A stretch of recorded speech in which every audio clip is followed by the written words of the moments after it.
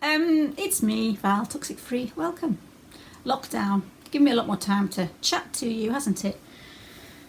Today's video, what I want to talk about is enabling parents. I've had a little bit of that to deal with in my life, and I'm going to touch on that afterwards, but I want to read you the question that was left under a video first. Val, could you please consider making a video about resenting your codependent parent who stayed with your other narcissistic parent? I'm struggling to understand my mum who stayed with my narc father and put the marriage first instead of my emotional health and my sister's health. Can you please tell us about your childhood experience and how your parents and relationship has shaped you? Thank you. So I'm going to touch on that afterwards. Again, what I want to say is that I'm not trained. I'm not going to answer or talk in my videos as though I was a life coach, a counsellor, a psychotherapist, because I'm not. I'm just somebody who started a YouTube channel to talk about their experiences, and I will help in every way that I can, which is really only to give you the advice that I got given probably by people, and the reasons that helped me get through it. It's a case of I can't mend people. I'm not that clever, but I can help people understand. I can help people relate to something that I've said. I can reframe things to make them understandable a little bit more, and make you kind of see a lot more different sides of your story, because what happens is when we're in a situation, we do only see ours. We are the only ones that are going through the situation, and we don't obviously look and think how other people are going through it, because at the time we do just perceive it from a one direction. We perceive everything from our view, when really what we've perceived all these years and we've held on to is something that maybe can be kind of like looked at, and looking at someone else's perception might make you think, wow, didn't realise that. Obviously, in a family dimension, everybody has a perception of the other person, and that other person has a perception of you and of the situation. A lot of the time when you're in a family where there's a lot of unreality, there's a narcissist who's faking, there's an enabler who's scared, there's the scapegoat, there's the golden child. A lot of conversations don't get talked about. So there's a lot of walls between all the different compartments of people. The scapegoat can't talk to the golden child doesn't want to talk to the scapegoat, the enabler can't talk to the narcissist. And our perceptions of each person, again, like I said, is probably so twisted. No one can talk the truth. No one can talk to each other without that anger, or just without getting the wrong end of the stick, in other words, because we've all got our own anxieties. A lot of the time, if I look at, for starters, the parent, the enabler, who enables the husband, for instance, who may be the person who wrote that comment, your dad, maybe the enabler, your mother, was scared of your dad and was trying to keep the peace. Now, a lot of people also like the comfort of what they've already got, however painful it is, however hard their life is. The comfort and the knowledge of familiarity, let's put it that way. However familiarity hurts, they will stick with that. A lot of the time as well, I know with me, see, my mum with me, she knew that I was a strong person, and that could be what your parent thinks. Maybe you were strong enough to deal with it, but you didn't feel that strength because you couldn't share the conversations you were having, and you couldn't share your feelings, and nobody can in a family environment like that when you've got all these different roles. Every role is like there's a wall between you all. Now, I know that my mum has done a lot of stuff to me that I still love her to bits. And I kind of now understand, because, for instance, my mum also had a very bad upbringing by her parent. There was, I think, my grandmother sounded, maybe she was borderline personality disorder, or she had something which really haven't looked into, but it'd be quite interesting if I did do. I just know that my mum had a lot of problems with her mum, and this is what happens is sometimes they don't know how to be parents good enough. Sometimes they're trying to please the wrong person, and I think what happens with enabling parents, they tend to please the narcissist to try and keep you safe, but what you don't see is you don't see that.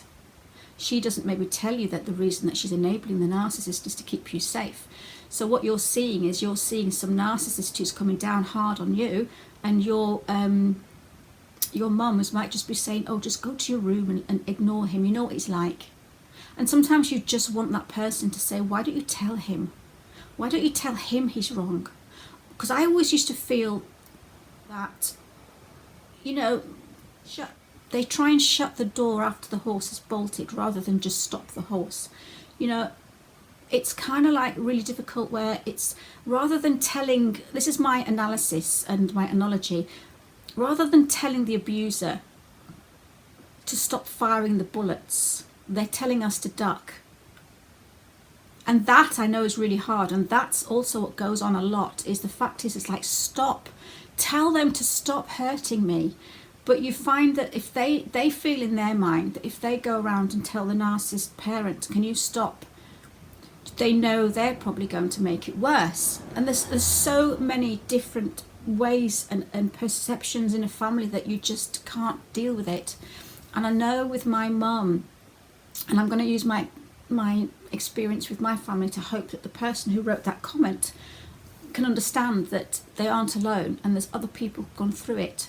My mum always supported my sister. Now, I don't really know exactly what my sister is. I do know that she lacks empathy, and I actually went no contact with her for 4 years. And since my mum got sick last month, I have actually started to kind of vaguely talk to her. But I still stand in the vicinity and I can still feel this vibe coming from her that if I do say the wrong thing, that I'm going to get snapped at, and that I'm going to get it, you know. And what happens, I think my mum feels that too. So what my mum does, she supports my sister who lives with her. I've had my mum not speak to me for 6 or 7 months because of an argument that I had with my sister. And my mum has actually said to me, I'm sorry, Val, but I'm supporting Wendy. And the reason she does that is because she's scared. And the fact is that she knows that I'm a strong enough, a nice enough and an empathic person. I will bounce back, and I'm not a threat. I'm not a threat to my mum. And maybe that's what your mother thought. You weren't a threat. So she kind of lent on you or let you and your sister deal with the narcissist, because if she said something to you and started an argument with the narcissist, he's a threat. And maybe she was trying to protect you more than what you thought. Maybe by staying quiet and knowing that you both maybe could deal with it, and knowing that if she did stop the gun from firing and then you two didn't have to duck, a cannon might have come out. And you know, it's really hard when they do support people and enablers do enable. It's because they're scared. They don't know what to do, and they're in an environment they can't control. A lot of the time they're people pleasers, they've got empathy and they're nice. So they're trying to keep the peace as much as they possibly can, but they don't realise that what's happening is you are hurting and your sister's hurting, and you don't feel like you're being supported. And I didn't feel like I'm being supported, but the more that I understand what my mum went through, the more that I understand that she's scared of my sister, the more that I understand that she knows that I will bounce back and I'm not going to bite her head off, I'm not going to make her life hell. They support the one that's dangerous, and that's how it is. Enablers will support the one that's dangerous because they're scared of that person, and that person is kind of, what's the word? They don't know what that person's going to do. Unpredictable, change like the wind. 1 minute the nice, next minute the snap. 1 minute the nice, next minute the snap. That's my sister. So what I do is I obviously walk on eggshells around my sister. I'm very careful what I do and what I say. It's sad. It's sad that it's got to be like that. So I know that, you know, what I'm talking about, maybe not fixing you. But again, I'm hoping that you'll understand that it is all down to perception, and we all perceive somebody else's position in their family as something that maybe isn't. And it's a shame that we can't share and we can't open up and we can't do or say what we want to say. Now, You know, my dad, for instance, I know my dad and me didn't really get on very well. But I know towards the end of my dad's life, I was really patient with him, and I was really caring and tried my best. You know, one thing my dad did say just before he got really ill to the point where he couldn't speak, he just had a window one day and he just turned around to me and he said, you know, I'm really proud of you. Well, that brought tears to my eyes because he's never said that. And my dad was always proud of me, and he would always show off when I worked on the cruise ships, when I worked in the Middle East, in Abu Dhabi. I knew he used to talk about me a lot. I knew he would talk about me a lot. Now, whether it was because he was doing it from an ego point of view, because I know my dad sometimes was one person whilst he was sat in the living room, and another person when the door would open and the neighbours would come in, you know, he'd suddenly act a different way completely. But these things you just get used to, and you just think, well, that's where life is. But I do know that when I was working abroad a lot, he would talk about me and he was very proud. So whether he was proud of me or whether he was proud that he had a daughter that did that, there's a difference. I'm hoping he was actually proud of me. But again, my mum and dad have always found it very hard to go around and say I love you. They've never been the type of people to do that. Recently I've been saying to my mum a lot more that I love her, but the way I do it, because I know that my mum finds it very difficult to say it back, but I accept that. It's all about accepting. So what I do at the end of a phone call when I'm speaking to my mum, I say, okay mum, speak to you tomorrow, love you, bye, and put the phone down quickly. Because I know she feels awkward when I say I love you, and I know that she probably feels awkward saying it back. So what I do is to save her face and to be diplomatic. I say it so fast and put the phone down so that she doesn't have to say it back, or she doesn't have the time to have to say it when she feels uncomfortable or doesn't want to. But I know she does love me. But see, some people, it's inside, but for some reason their upbringing, the way they have lived, you know, my mum had 34 years before I came along, and we still do not know what happened in our parents' lives in the 34 years before they had you. We get snippets, but it's very, very hard to know who our parent is deep, deep, deep down, and what traumas and what things that they've gone through to make them. So I think the only way that we can deal with the situation that we're in is to just accept that that's who they are. They probably do love you deep down. They're in a situation where they can't really do anything because they're in a situation that they're living with a narcissist who they feel that maybe they can't leave for whatever reason. They're trying to sort of like juggle the emotions in the house, keep you happy as well as keep the narcissist happy. But that makes you upset because you see them keeping the narcissist happy and thinking, why are you doing that? But she's probably keeping the narcissist happy so that he doesn't get at you. We're all sacrificing things, and I think moms and dads, they do sacrifice things to try and protect others, but because they don't say, this is why I'm doing this, this is why I'm doing that, because they just can't. We will never know why things happen, and we are just living in our own world, and we see things through our eyes and our perceptions, when maybe sometimes it's nothing like that. And it's just a shame that in a family where you've got all these different dynamics, you've got the narc, you've got the enabler, the golden child, the scapegoat, and because you're all in your all four corners, you cannot speak to each other. And you try so hard, but what happens is then resentfulness, confusion, you get things wrong, you mistake things, there's ambiguity, there's context, there's so much. But all you can do is look within yourself, and you can try and fix the anger and the resentment that you feel.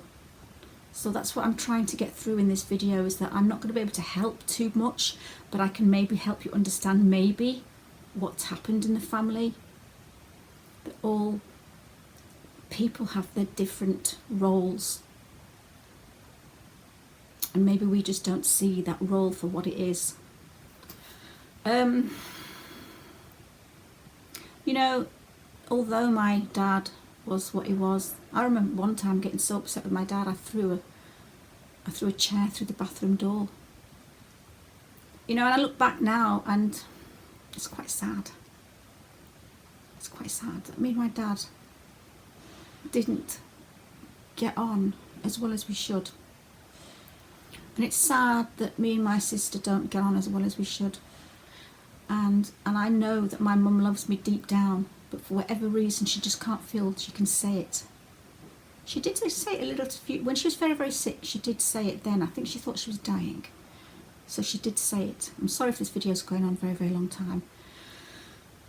But it's very sad that these things happen, but what you've got to do is try and heal within yourself, because you're not going to get that healing from that other person. You'll never understand. Just understand that we are strong, and I do forgive my dad for hurting me a lot of time, and my sister for hurting me, and I love my mum to the moon and back, even though she did a lot of things in my life that was painful, which maybe I'll talk about once. But I still care for her. And when I thought I was losing her, it was the worst moment of my life. I hope that helps, and I hope you stay safe. Take care. Love you all. Bye.